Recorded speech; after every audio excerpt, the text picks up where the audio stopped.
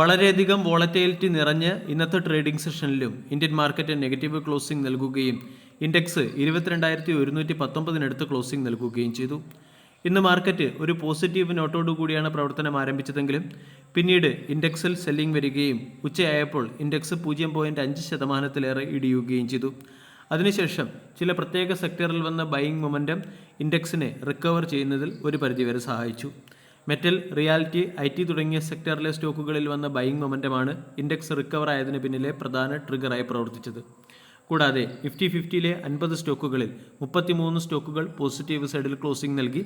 Bharat Electronics, Grasim, Eicher Motor, JSW Steel, UltraTech Cement തുടങ്ങിയ സ്റ്റോക്കുകൾ ഇന്ന് പോസിറ്റീവ് സൈഡിലാണ് ക്ലോസിംഗ് നൽകിയത്. എന്നാൽ ഹെവി വെയ്റ്റ് സ്റ്റോക്കായ റിലയൻസ് ഇൻഡസ്ട്രീസ് നെഗറ്റീവ് സൈഡിൽ ക്ലോസിംഗ് നൽകിയത് മാർക്കറ്റിൻ്റെ സെൻറ്റിമെൻറ്റിനെ പ്രതികൂലമായി ബാധിച്ചു. ഇനി ബ്രോഡർ മാർക്കറ്റിൽ ഒരു മിക്സഡ് റെസ്പോൺസ് ആണ് കാണാൻ സാധിച്ചത്. മിഡ് ക്യാപ് ഇൻഡെക്സ് 0.14% ഉയർന്നപ്പോൾ സ്മാൾ ക്യാപ് ഇൻഡെക്സ് 0.27% ഇടിയുകയാണ് ഉണ്ടായത്. IT, metal, auto, pharma, reality തുടങ്ങിയ സെക്ടറുകളൊക്കെ പോസിറ്റീവ് സൈഡിൽ ക്ലോസിംഗ് നൽകി. ടെക്നിക്കൽ ഔട്ട്ലുക്ക് നമ്മൾ പരിശോധിച്ചാൽ മാർക്കറ്റിൽ സെൽ ഓൺ റൈസ് എന്ന ട്രെൻഡ് തന്നെയാണ് നടക്കുന്നത്. 22,600 മുകളിൽ മാർക്കറ്റ് സസ്റ്റെയിൻ ചെയ്ത് പോസിറ്റീവ് ക്ലോസിംഗ് നൽകാത്തിടത്തോളം കാലം സെൽ ഓൺ റൈസ് എന്ന ട്രെൻഡ് നമ്മൾക്ക് പ്രതീക്ഷിക്കാം. 22,000 വരും സമയങ്ങളിലും സ്ട്രോങ് സപ്പോർട്ടായി പ്രവർത്തിക്കുകയും ചെയ്യും. അതോടൊപ്പം തന്നെ 36 മാസങ്ങൾക്ക് ശേഷം ആദ്യമായി നിഫ്റ്റിയുടെ വാല്യുവേഷൻ, അതായത് നിഫ്റ്റിയുടെ PE 20 താഴെ എത്തുകയും ചെയ്തു. മുമ്പ് റഷ്യ ഉക്രൈൻ വാർ സമയത്തും അതിനു മുൻപ് കോവിഡിൻ്റെ സമയത്തുമാണ് കഴിഞ്ഞ 5 വർഷത്തെ പീരീഡ് നമ്മൾ പരിശോധിച്ചാൽ നിഫ്റ്റിയുടെ വാല്യുവേഷൻ 20 താഴെ എത്തിയിരിക്കുന്നത്.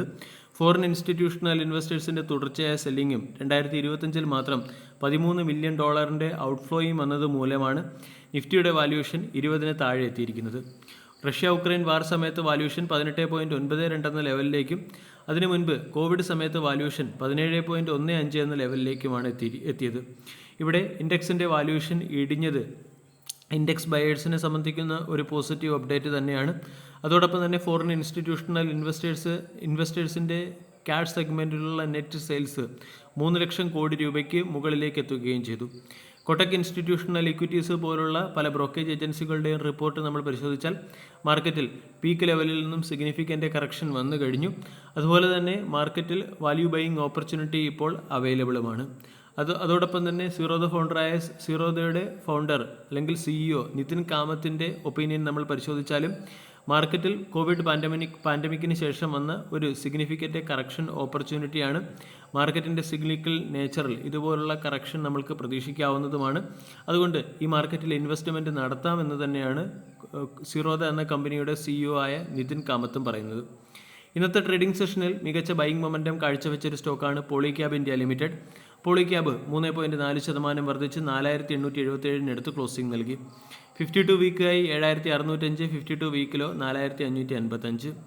പോളിക്യാബ് എന്ന സ്റ്റോക്കിൽ ഇന്ന് ബൈയിങ് മൊമെൻറ്റം വന്നതിന് പിന്നിലെ പ്രധാന കാരണം ബ്രോക്കേജ് ഏജൻസികൾ പോളിക്യാബ് എന്ന സ്റ്റോക്കിന് ബൈ എന്ന റേറ്റിംഗ് നൽകിയതാണ്. ഇവിടെ ആദിത്യ ബിർള ഗ്രൂപ്പിൻ്റെ ഉടമസ്ഥതയിലുള്ള അൾട്രാടെക് കൂടി കേബിൾ ആൻഡ് വയർ സെഗ്മെൻറ്റിലേക്ക് എൻട്രി പ്രഖ്യാപിച്ചിരുന്നു. ഇതിൻ്റെ പശ്ചാത്തലത്തിൽ ഒട്ടുമിക്ക ബ്രോക്കേജ് ഏജൻസികളും പോളിക്യാബ്, KEA ഇൻഡസ്ട്രീസ് തുടങ്ങിയ വയർ ആൻഡ് കേബിൾ സെഗ്മെൻറ്റിലെ മുൻനിര സ്റ്റോക്കുകൾക്ക് ബൈ എന്ന റേറ്റിംഗ് പ്രഖ്യാപിച്ചിട്ടുണ്ട്. അതേസമയം ഈ സ്റ്റോക്കുകളുടെ ടാർഗറ്റ് റെഡ്യൂസ് ചെയ്തു എന്നുള്ളത് കേബിൾ ആൻഡ് വയർ സെഗ്മെൻറ്റിൽ വരാൻ പോകുന്ന കോമ്പറ്റീഷനെ കുറിച്ചുള്ള സൂചനയാണ് നൽകുന്നത്. പ്രമുഖ ബ്രോക്കേജ് ഏജൻസിയായ ജെഫ്രീസിൻ്റെ റിപ്പോർട്ട് നമ്മൾ പരിശോധിച്ചാൽ പോളിക്യാബിന് ഓർഗനൈസ്ഡ് വയർ ആൻഡ് കേബിൾ സെഗ്മെൻറ്റിൽ 25% മാർക്കറ്റ് ഷെയറാണുള്ളത്. കൂടാതെ കേബിൾ സെഗ്മെൻറ്റിൽ 65% എക്സ്പോസറും വയർ സെഗ്മെൻറ്റിൽ 25%ഓളം എക്സ്പോസറുമുണ്ട്. ഇവിടെ ഇത്രയും മികച്ച മാർക്കറ്റ് ഷെയറുള്ള കമ്പനി ആയതുകൊണ്ട് അധികം ചിന്തിക്കേണ്ട ആവശ്യമില്ല, അല്ലെങ്കിൽ അധികം വറിയാവേണ്ട ആവശ്യമില്ല എന്ന് തന്നെയാണ് ജെഫ്രീസിൻ്റെ റിപ്പോർട്ടിൽ പറഞ്ഞിരിക്കുന്നത്.